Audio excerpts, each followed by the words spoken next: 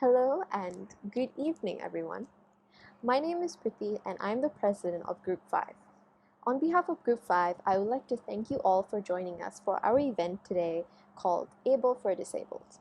The aim of our event is to educate able-bodied individuals about the disabled community and how to become more aware of our surroundings in order to be less ableist. Before we begin, I would like to explain how someone becomes physically disabled. There are three ways in which someone can become physically disabled. Prenatal, which is acquired before birth, such as genetics. Perinatal, which is acquired during childhood due to viruses, such as polio. Or postnatal, which happens in later years, such as in forms of accidents. With that being said, let's start with our video.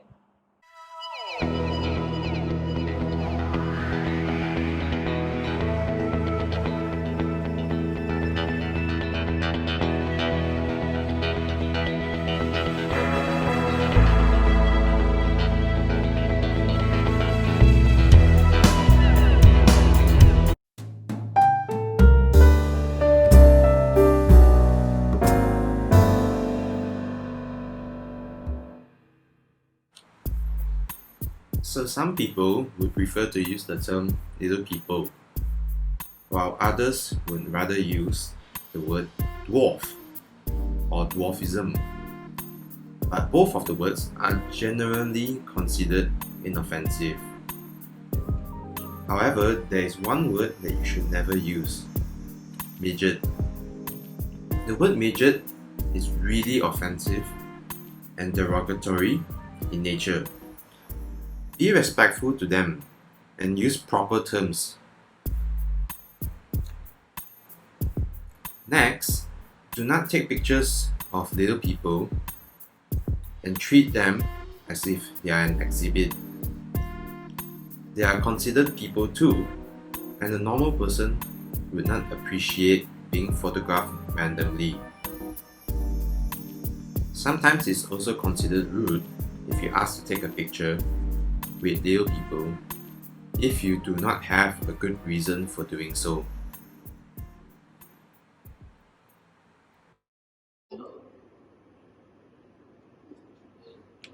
Never duck down when talking to little people, but you should always stand when talking to them.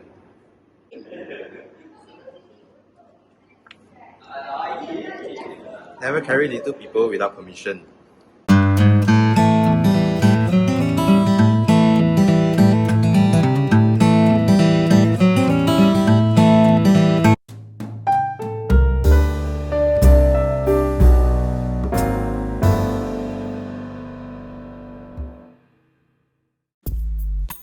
Hearing is one of the human significant senses where it is the ability to perceive sound by detecting vibrations via the ear.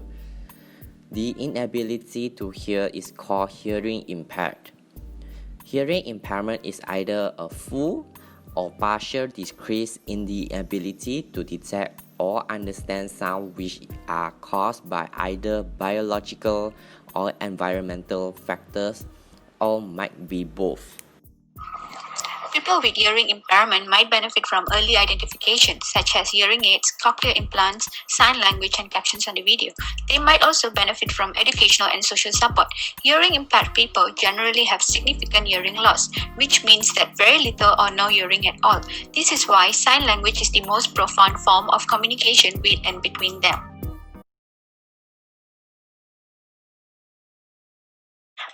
I'm sorry, I can't hear you. Sorry, I know little sign language.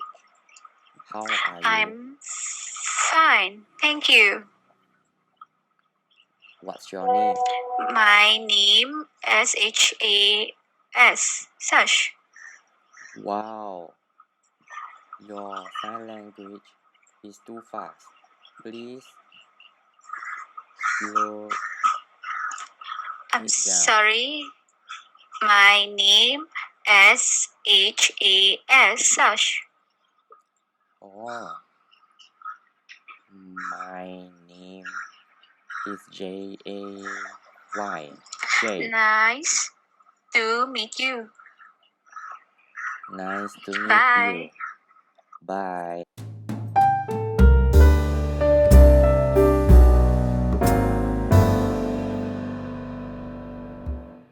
Here are examples on how to help a blind person. Okay, Preeti. Hi. Do you need any help? Yes, please. Would you like my shoulder or my arm? Your shoulder, please. Yeah, that's good. Thank you. I'm just gonna open the door here.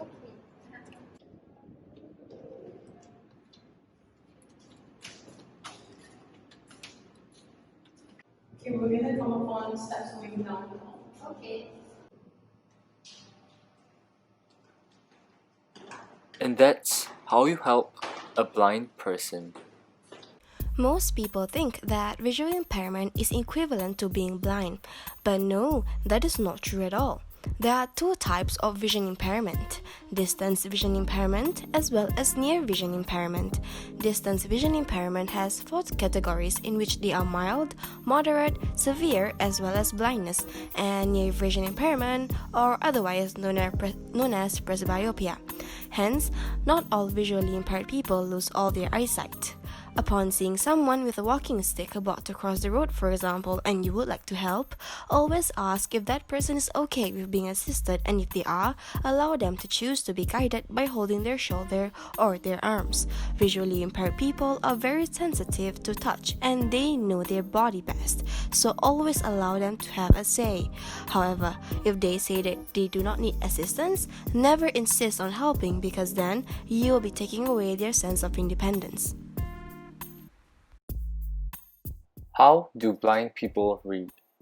Blind people read by using Braille.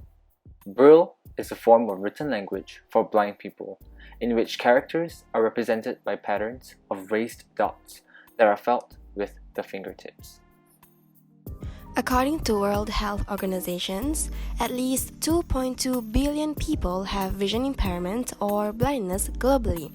Therefore, it is crucial that facilities are available to provide aid for the people in need so as to ensure they can go through their daily lives safely and independently. For example, Braille should be in all lifts so as to allow visually impaired people to be aware of which button to press to go to which floor. Similarly, all menus in restaurants should include Braille so as to allow visually impaired people to order their food without having to rely on others. This is important so as to allow them to feel independent and that they are not much of a different from the rest of the world who have better eyesight. These are examples of elevators with Braille. It helps blind people to go to their desired floor. Okay, I won't say which elevator this is, but this is an example of an elevator with no Brailles. A blind person will not be able to tell which button leads to which floor, so this can be improved.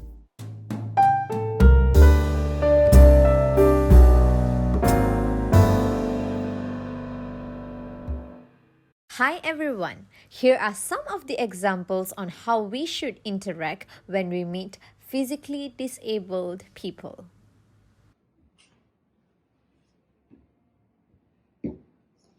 Hi, do you need any help? Yes, please. You need my shoulder or you need my arm? Your arm, please. Okay. Thank you. Welcome.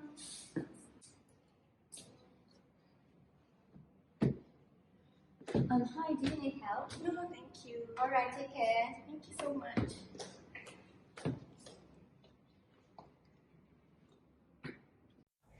This is an example of someone helping a disabled person off a motorbike and onto a wheelchair. You may take instructions from the disabled person on where to position the wheelchair. Once the wheelchair is in the correct position, you may lock the wheels by pulling up the brakes. Once comfortable, the disabled person will maneuver themselves onto the wheelchair by themselves. How to put a wheelchair into the car. First, make sure that the footrests are up. Then, pull up the center of the seat. You can also use the handles to push it together. Once at the booth of the car, lift it up and lay down the wheelchair flat onto the booth. Sadly, our video has come to an end, but not our event. Before we proceed, I would like to remind everyone to become more aware of your surroundings, and if you notice any abnormalities with disabled facilities, to complain about it to the rightful authorities such as the management or town council. Because if we simply ignore it, we are a part of the problem. I hope that this video has educated everyone and brought more light to the situation, and hopefully we will carry on to become less ableist in the future. I would also like to thank the committee of POCAM for providing information and videos for this event. For more information about POCAM, you can wait for the end screen or look in the description down below. Once again, thank you all so much for watching our video, but this is not the end. This is followed by a Kahoot session that will test your knowledge about what you have learned based off this video. So thank you all so much for watching. I hope to see y'all later. Bye!